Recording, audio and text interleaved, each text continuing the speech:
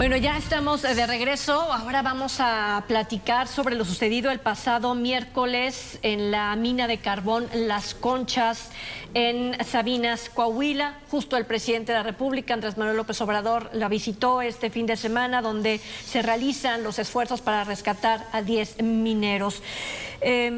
Aquí la situación es que recuerdo todas las historias hablando de quienes trabajan en las minas, de explotación. Es lo primero que se me viene a la mente, una explotación tremenda cuando ves a las mujeres, a los familiares fuera de la mina llorando, aclamando, pidiendo que rescaten a sus familiares con un dolor. Y simplemente se me viene a la mente episodios anteriores. No le veo ninguna diferencia, pues, a la forma en cómo trabajan para sacar los recursos del suelo, del subsuelo de nuestro país, ¿no? Una injusticia, para comenzar con ese tema, sin duda, que derivó de este colapso de esta mina y estos 10 mineros que están ahí atrapados. Gabriel.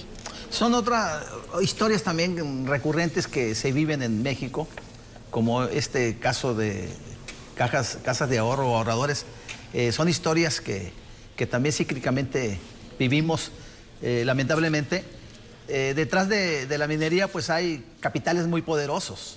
Yo creo que los más poderosos que hay en México, no nada más nacionales e internacionales. Muchas luchas se han dado en torno para la reivindicación de los derechos de los mineros, pero lamentablemente pues han pasado 100 años de aquellas huelgas de Cananea y históricas que reformaron leyes. Sin embargo, pues los salarios, si bien ya no son como aquella época, pero distan mucho de ser una recompensa al riesgo tan grande que implica este tipo de labores, ¿no? En el caso de esta mina de Sabinas, pues es un accidente que sucede. Hay un socavón, se da un socavón y al mismo tiempo pues estaba lloviendo y el agua pues se va sin control prácticamente, y veíamos cómo la altura del agua era hablaban hasta de 60 metros, ¿no? 60 metros, 12 arriba de la superficie incluso. Entonces, pues qué triste la situación esta que están viviendo los mineros, la familia de los mineros, todo este pueblo de Sabinas seguramente pues está con el Jesús en la boca, esperando noticias positivas, pero lo que ha trascendido, yo veo difícil que, ojalá pues logren rescatarlos, pero yo veo difícil que puedan sobrevivir, y ya tantos días que han transcurrido. Y por otro lado, bueno, pues habría que hacer una revisión sobre las condiciones laborales de los mineros, una vez más. El asunto salarial, ¿cómo es? Hay información al respecto sobre los salarios generales. Sí hay quienes ganan muy bien, los técnicos, los ingenieros, esos ganan 20, 30, 40 mil pesos, pero hay otros que tienen un sueldo mensual de 7,600 pesos, promedio 41 años de edad, la mayoría, 51 horas semanales son las que trabajan de promedio, 5.6 días semanales, y bueno, pues son los datos pues que se tienen, desde sueldos de 7,000 hasta 10,000 pesos, que sería el promedio, el que tendrían los dos, el 7,000 y el de 10,000, ¿no? Fíjate que me puse a leer un poquito y ahorita vamos a hablar de Napoleón Gómez Urrutia en lo que respecta a la figura de Napito, ¿no? Pero él escribía en el 2017 que mientras un mexicano se le pagaba por hora entre 5 y 10 dólares por hora, en el extranjero el pago era entre los 50 dólares la hora, sin conflictos laborales, sin amenazas, sin represión. supongo él sabe, ¿no?, de qué está hablando y más allá de los 55 millones de dólares que termina debiendo también por el conflicto de Cananea y que se tiene que ir al extranjero totalmente a huir de sus responsabilidades, pues esto marca que el ejercicio de la minería o la explotación de la minería se tiene que cotizar de la misma forma, porque al fin de cuentas ese material se cotiza a nivel internacional, no tendría por qué haber un sueldo menor o mayor. Así lo expone Napoleón Gómez Urrutia, de tal forma que él muestra a todas estas grandes, sobre todo 3 empresas, ¿no?, que son las que han explotado año por año a la población mexicana que se dedica a este ejercicio. ¿Será el momento ya de dibujar la minería de alguna otra forma, Iván? Mira, este caso es otro más de informalidad en el país. ¿Qué es lo que ocurre? ¿Qué pasa? Estos mineros estaban extrayendo carbón que iba a ser utilizado por la CFE pues, para que pueda producir energía. A este carbón se le denomina carbón rojo. ¿Por qué? Porque se saca a costa precisamente de mineros que se la juegan día con día. Esta mina pues, es una mina vertical, más de 60 metros de profundidad, donde pues tocan pared, sale agua y pues ahí es donde se produce la tragedia. Y esta informalidad también tiene que ver, bueno, con incentivos. ¿Por qué muchas personas siguen trabajando en la minería? Ganar 3,000 o 4,000 pesos semanales para una persona en Sabinas, Coahuila, lo es todo. Es mejor trabajar ahí que no tener trabajo, no tener empleo. Entonces son pues personas que se la juegan ahí a diario. Estas personas no tenían seguro social, estas personas no tenían ningún tipo de prestación y aún así prestaban el servicio. Esto es un ejemplo de todo un cúmulo de irregularidades que se presentan en este lugar y que no las vemos pues hasta que ocurren las tragedias. Se menciona mucho, bueno, ¿por qué la Secretaría del Trabajo, tanto a nivel estatal como a nivel local, no supervisaban estas minas? Pues bueno, resulta que el número de supervisores pues ha tenido que disminuir de 46 a 21, 22 prácticamente. Parte de la pobreza franciscana que hoy vivimos y que pues bueno, estamos limitados en recursos. Entonces, un poco por donde se le vea, pues es un escenario demasiado triste, ¿no? Demasiado desolador, donde hay una serie de denuncias, donde está ahí la tragedia, pero ¿qué se puede hacer? Pues fundamentalmente poco o nada, ¿no? Más que tratar de encontrar los cuerpos, que también eso va a ser complejo. Que hay un pendiente de recuperar cuerpos también en la otra mina, ¿no? Lo ocurrido en este último incidente, y ahora sí que a mí me encantaría hacer honor a mi nombre cuando hablaba Gabriel de lo que dicen los expertos, de la realidad, de cómo se está perdiendo la esperanza porque han transcurrido ya 5 días. Sin embargo, pues yo quisiera que aquellos que están aferrados a una burbuja de aire en donde posiblemente están resguardados sea real y al final tengamos esa historia y que a lo mejor al día de mañana, en unas horas, ese sea el final feliz.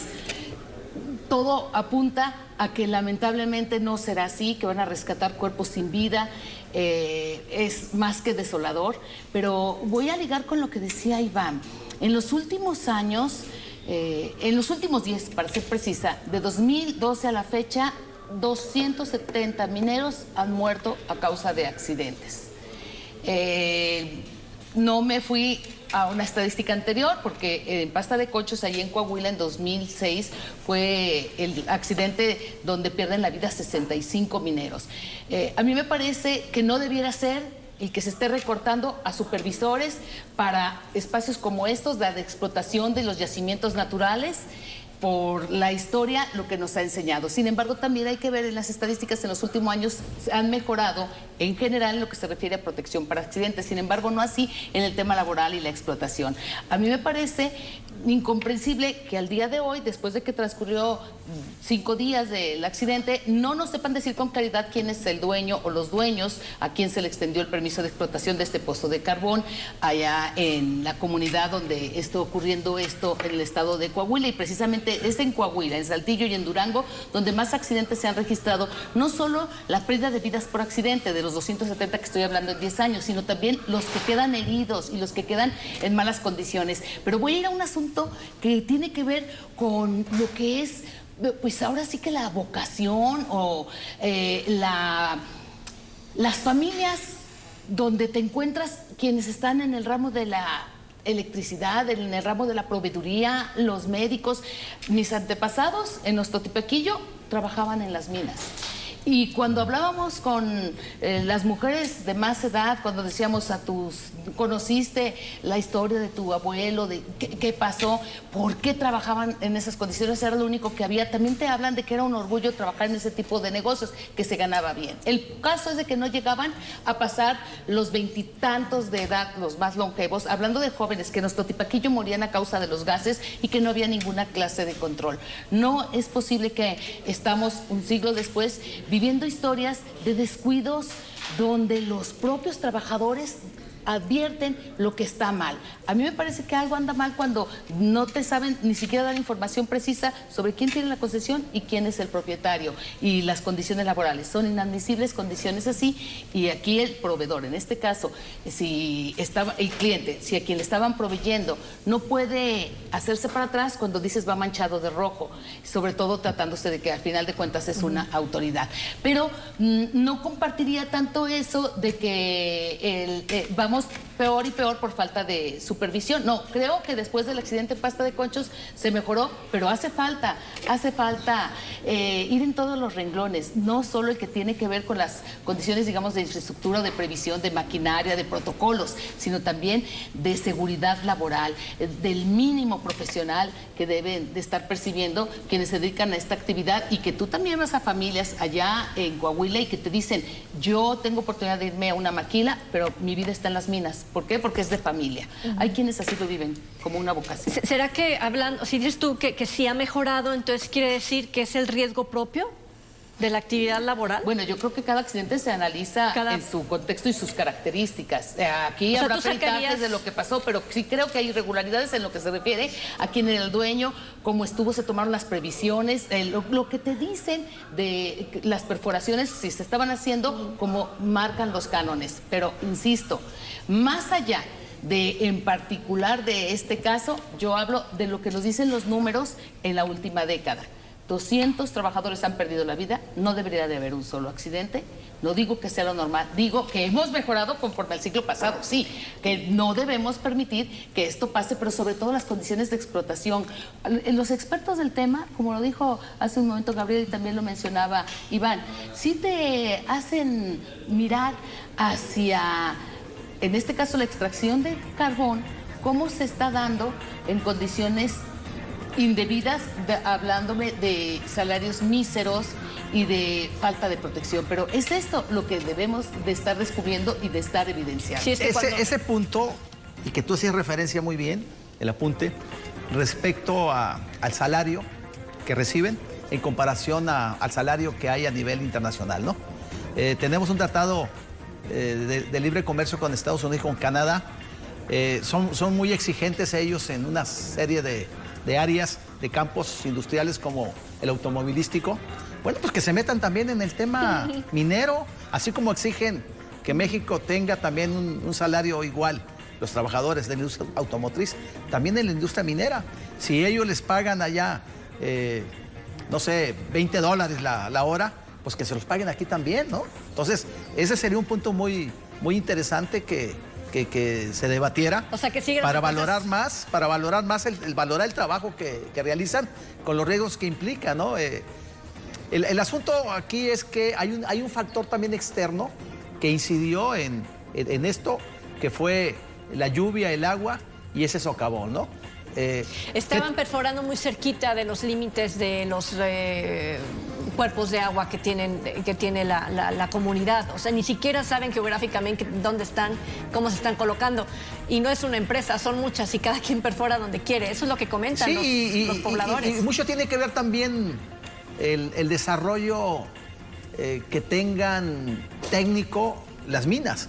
Porque no todas las minas tienen el capital y la fuerza económica, porque hay unas que hay un capital demasiado grande y que están muy tecnificadas. Hay otras que están en otra situación diferente Y no sé si esta esté en esa condición, ¿no? Pues ojalá la Comisión Federal diga quién era su cliente, ¿no? En todo caso, creo que también tiene una gran responsabilidad de decirlo, de pararse de frente y decir quién era su cliente, cuáles son las condiciones y qué es lo que se va a revisar, si era previsible o no, ¿no? Esta situación prevenible. Bueno, vámonos a la pausa y cuando regresemos, vámonos a la política también, porque el próximo año, 2023, Estado de México tiene cambio de gobernador. Volvemos.